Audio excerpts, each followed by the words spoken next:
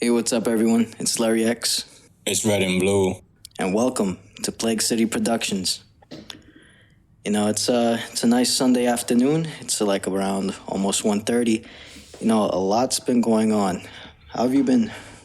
I've been good, just working on an album that, gets released either today or tomorrow. I don't know when I'll be done with the final touches, but yeah. Other than that, I've just been working, focusing on having a 2024 that's productive for me and the people that I care about. Yeah. No, yeah, it's crazy how the month is almost over, and I don't know. I don't know. Time keeps going fast. I remember being in high school and shit. Like each year would go yeah, it would be like an entire year. And now these years, the time just keeps on passing by. It's crazy. But I don't know. Have you been you've been paying attention to any current events? Nah, not really. I just been focused on financial stuff, especially I like JetBlue, so I am very up to date with JetBlue news. They had the merger that didn't happen with Spirit, so that's just one of the things that I was paying attention to that happened this month. So Yeah. Yeah, I think stock wise, I've been keeping my eyes on I think Maine. I like them because they give out monthly dividends, but I don't know. I feel like their price has been going up a lot more than usual, which I'm happy it's the value is going up, but I don't know. It doesn't seem I don't know, with everything on the news and all that. I don't know. It seems kind of sus, but I'll be honest, I haven't really been paying attention to I guess the numbers and stuff like that. So it's mostly of a hunch. Yeah, it's I don't know. Aside from stocks and everything, it seems like there's a lot going around in the world, right? yeah. Yeah. You heard about the what happened in Africa with the Navy SEALs? Nah. Apparently they were on a mission to get some weapons, and then two of them got lost at sea, and they continued on with the mission, but then afterwards, it's been already over a week and they're still looking for them. That's crazy. Yeah. It is. The one thing I don't understand is they talked about it once, it seems in social media, in everywhere, in the news, and then it just stopped. And then I don't know if I should give them kudos or everything or anything, but of all news outlets that kind of updated it, it was Fox. Did you see the video? Nah. Yeah, so it's from Fox, so I guess I'll just show you. The U.S. military recovering Iranian-made missile warheads bound for Houthi terrorists during a shipboarding mission near Somalia earlier this month. But that mission went awry, leaving two elite Navy SEALs lost at sea. Here now to discuss the tensions in the Middle East is Fox News correspondent Lucas Tomlinson. Lucas, I saw this story. I knew you were the right guy to talk to about it because it's been very underreported. So, yeah, that's one thing, I agree, he said it himself, it's been underreported, but I don't know.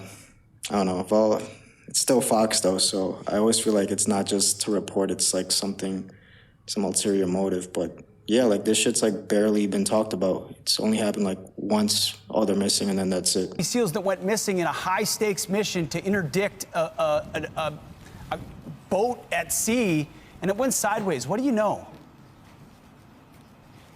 Well, Pete, it turns out that U.S. military action against those Iranian-backed Houthis in Yemen was much more extensive than previously reported.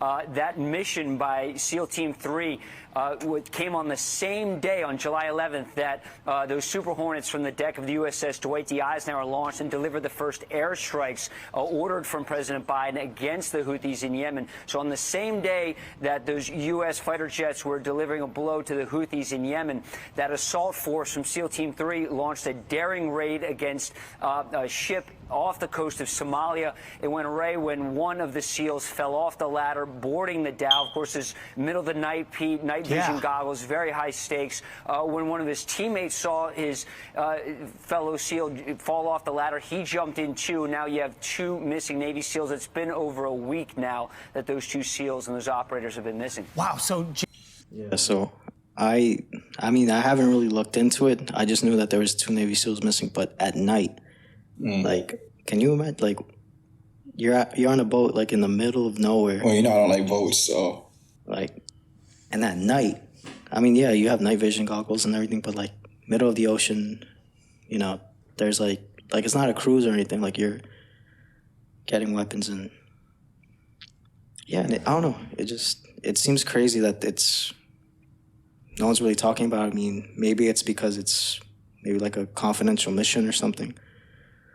But yeah, I don't know. I guess that's what happened this week. That's been mostly on my mind. Like those two like Navy SEALs. Like even though it is sad though. Yeah, I don't know, but hopefully everything turns out all right. But yeah. Anything, so what about like nationally and stuff like that? Like maybe moving back into the country. What have you been looking at? So nationally, going back to JetBlue and Spirit, the merger being rejected by the DOJ or whatever.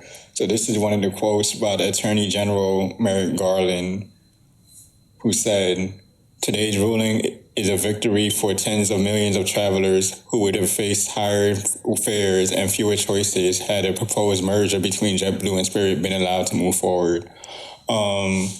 Issue I have with that statement is there's not really that many airlines to choose from to begin with anyway.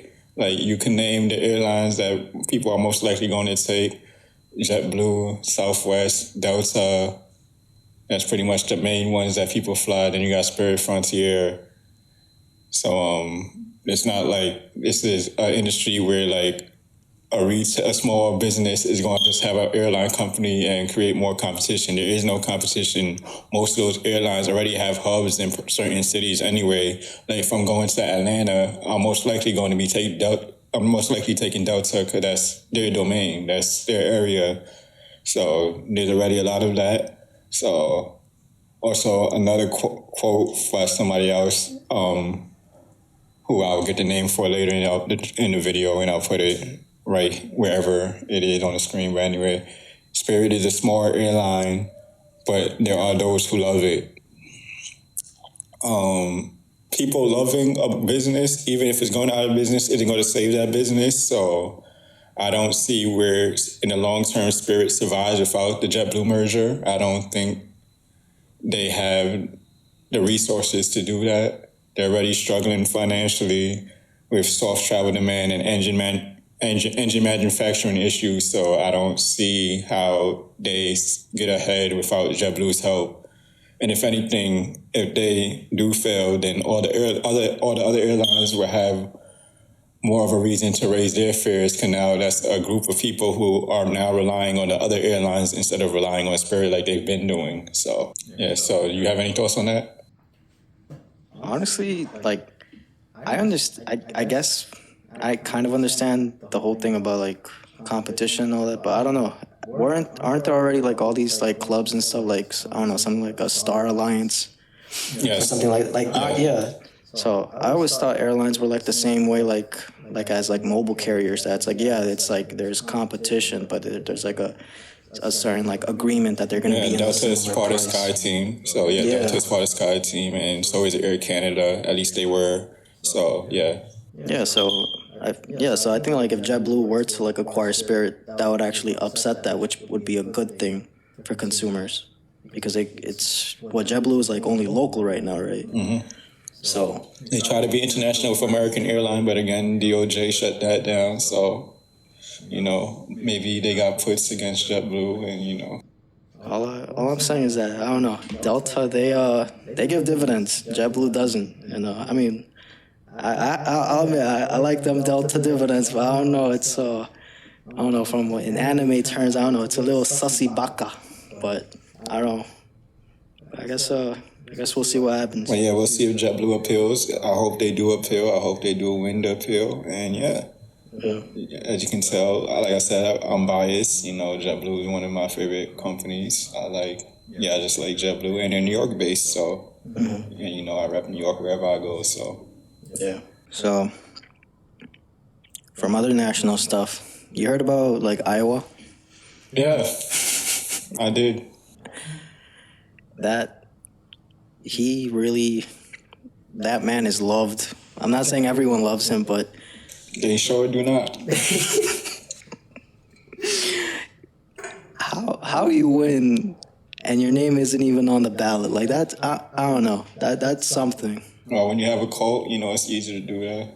When you're the leader of a cult and you have people that obviously don't have any reason voting, but anyway. Mm-hmm. Like, I don't know. I remember, like, in the beginning, like, when everything was running, like, I really thought DeSantis was, like, a contender.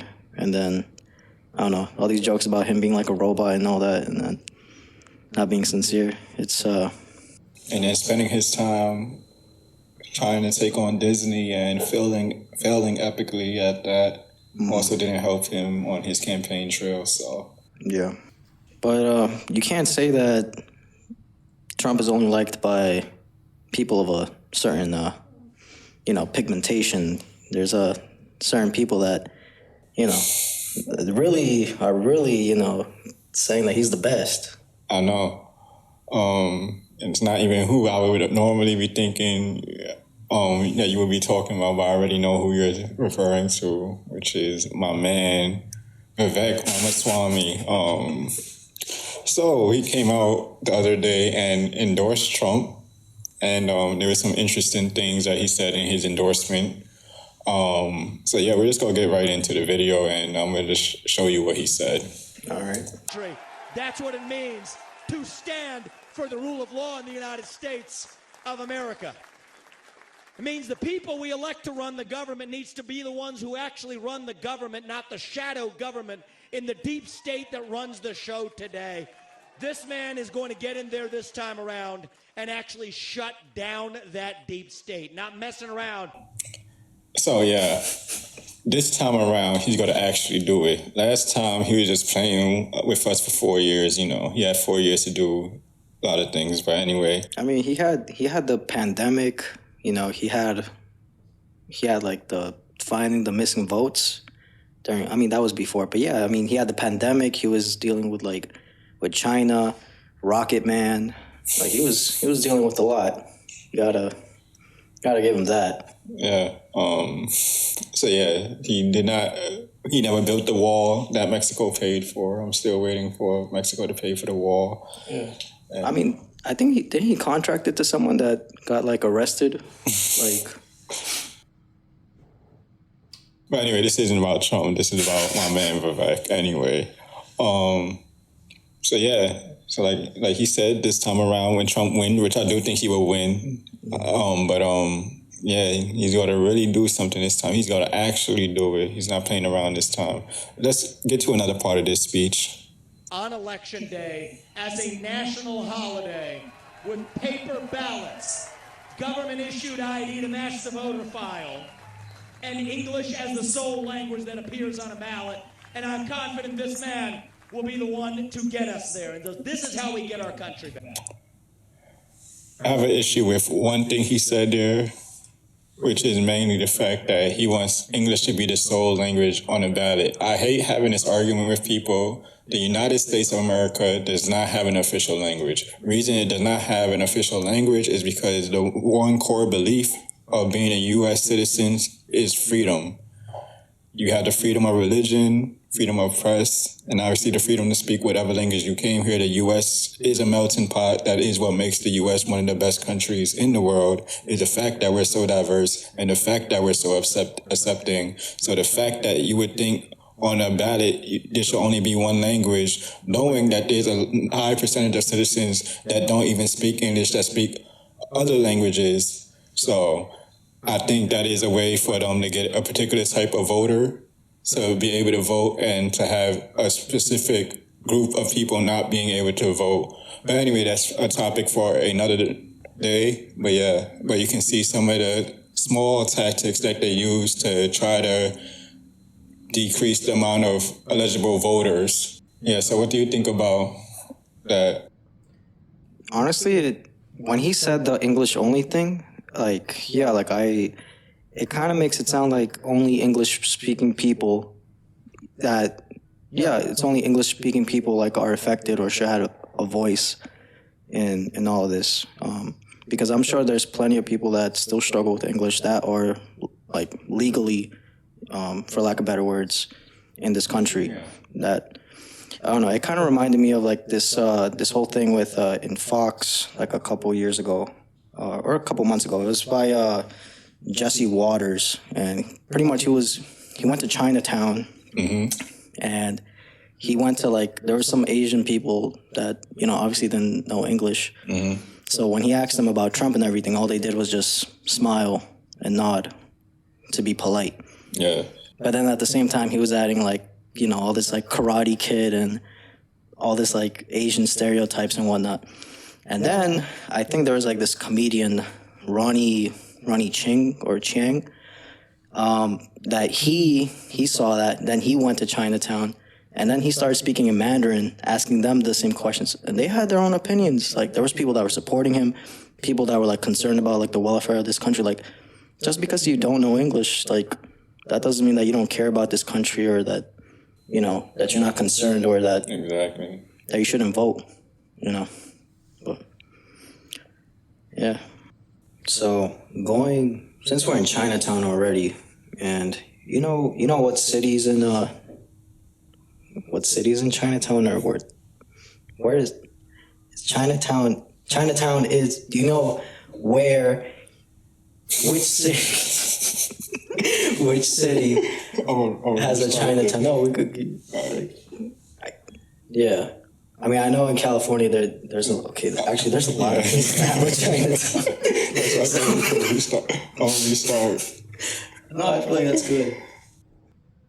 Okay, so the Chinatown I'm talking about is New York City, and a lot's been going on in New York City, especially specifically Eric Adams. There's been some stuff that happened this week with Eric Adams that caught my eye. Yeah, the man got like $600,000 in like a week for his FBI investigation thing. Oh, I didn't even hear about that. Yeah, like a legal fund. Apparently, like I think I was reading in the New York Times, it started with de Blasio because he was being investigated. So I don't know if it's de Blasio was doing some shit, or if it's just every mayor just has to deal with lawsuits, because I guess like being a public figure, someone's always gonna try to like, you know, make some money off of you.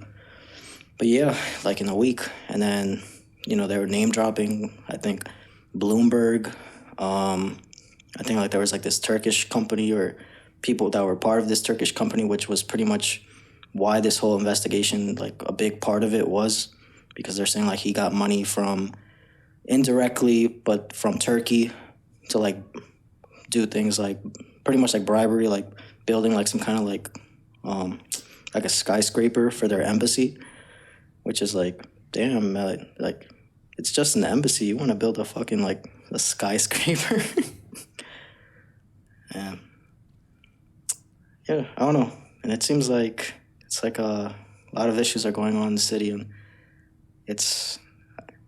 I don't know. It's like one of those things, like it's like you see someone being like beat up, but then you're focusing on a blunt that just came out of their pocket while they're getting their asses whooped, and it's like, that guy smokes pot.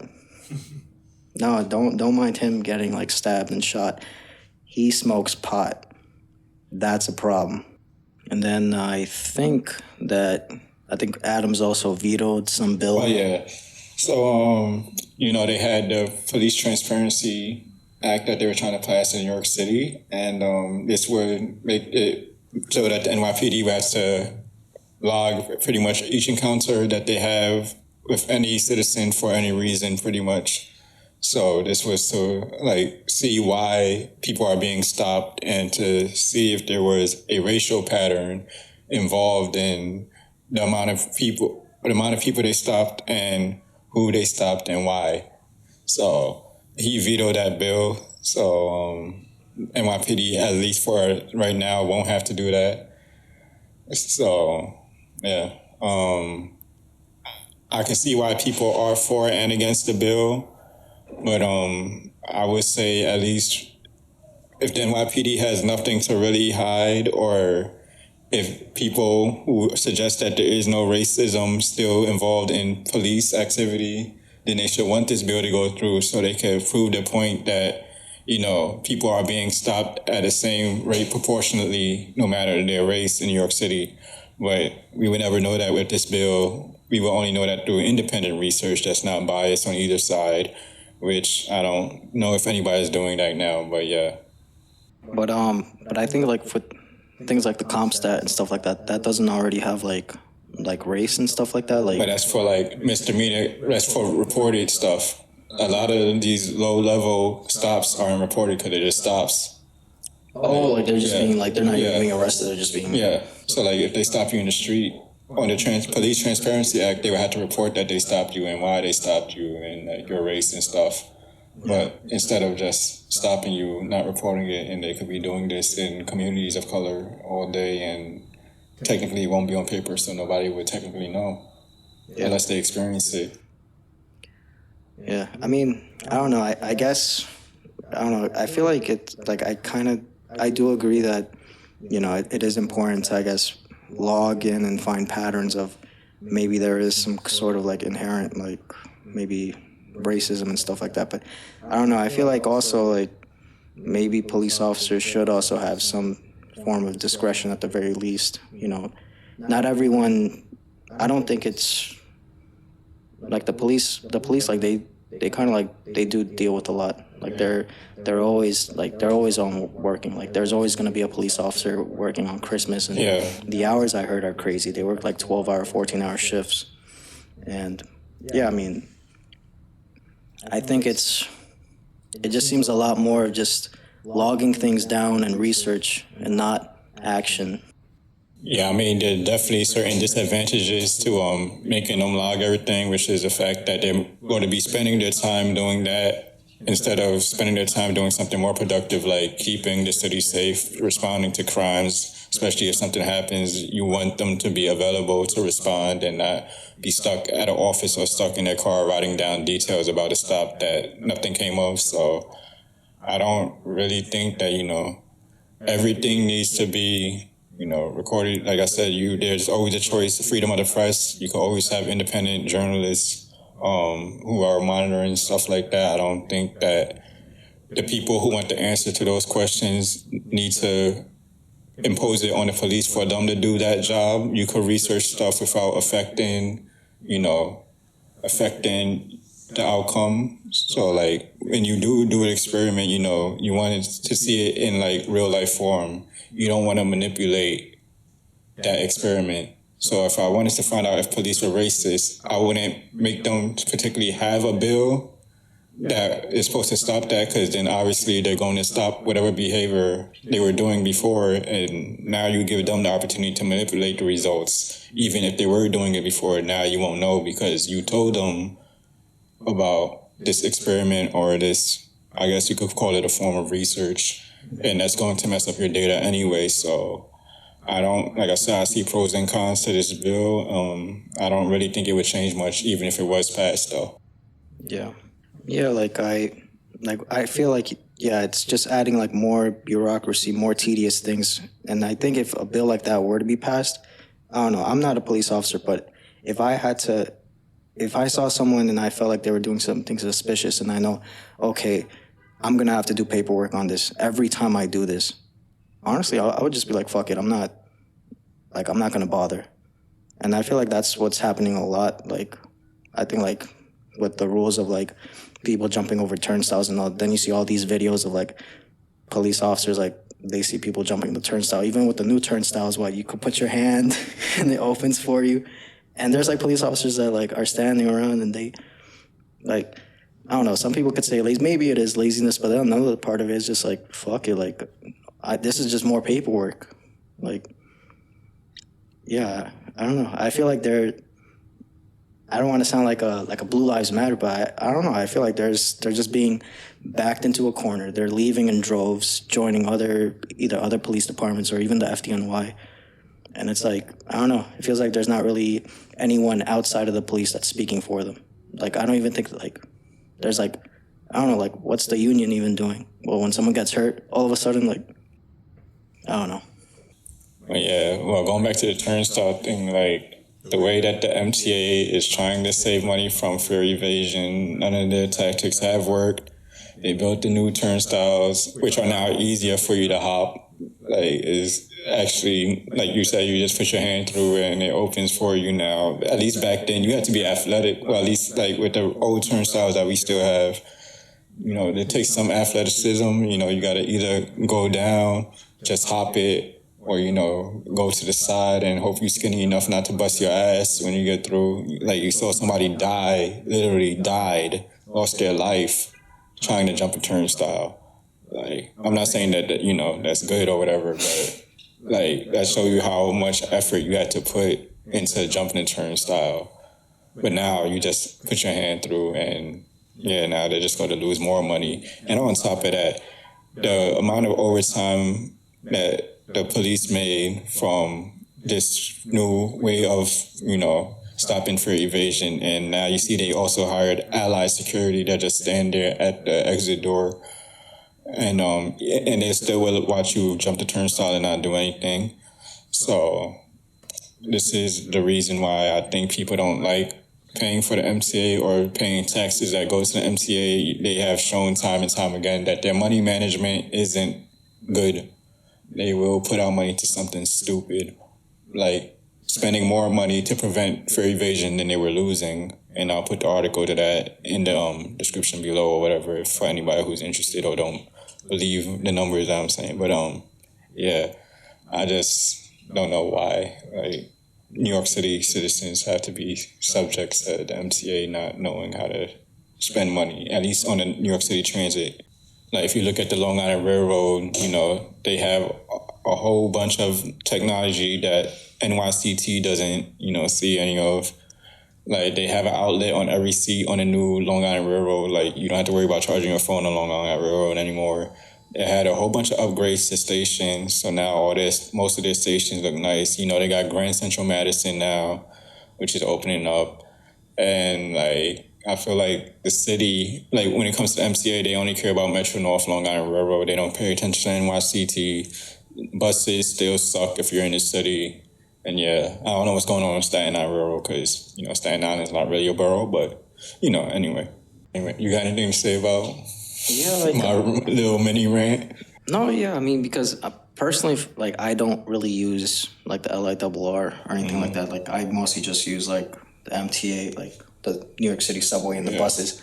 So is it, like, there's, like, more funding for those? Or is it, because I assume that it's just that, you know, because the MTA, like, the New York City subway and the buses, it's, like, it's so local and so, like everyone, you know, everyone uses it. I don't know. I feel like maybe it's less wear and tear, or, I mean, I could be wrong. I don't really pay attention to I honestly don't pay attention to what's going on at LIRR. I only hear, like, oh yeah, I just hear about delays all the time. Like, that's. I mean, when I take it, it's not as delayed. Like, you know, where if we take the subway, you're used to delays if you take the subway. Like, if you have something important to do, you gotta leave mad early just to make sure you get there on time. So you don't have to really do that with the Long Island Railroad. Like, you could trust up to at least 15 minutes that you're going to be there.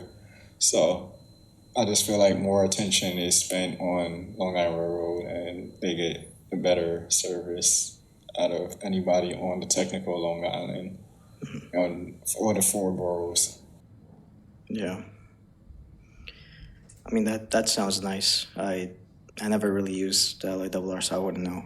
All that I know is just, you know, the smell of piss, me trying to go home and having to deal with, like, as messed up as it may sound, like, just, you know, beggars. Now it's people selling stuff on the trains. Like, I don't know. I don't want to sound insensitive, but when I take the train, I just want to go to and from. Like, you know, showtime and all this, like, I don't know. Like, those rare moments when, like, when there is a police officer and they look at, like, someone who's doing something that they're not supposed to and tell them, like those are, like, golden moments for me. Like, I just want to take the train in peace. Yeah. And not have to, you know, worry about a train smelling like ass or like this. Like, have you been to West 4? Like, Yeah. it's disgusting. Yeah. Like, there's literally like a little corner where it just smells like full, like a concentrated smell of piss. I'm laughing only because I have a story about that. But anyway, I was drunk that day. That's all I'm gonna say.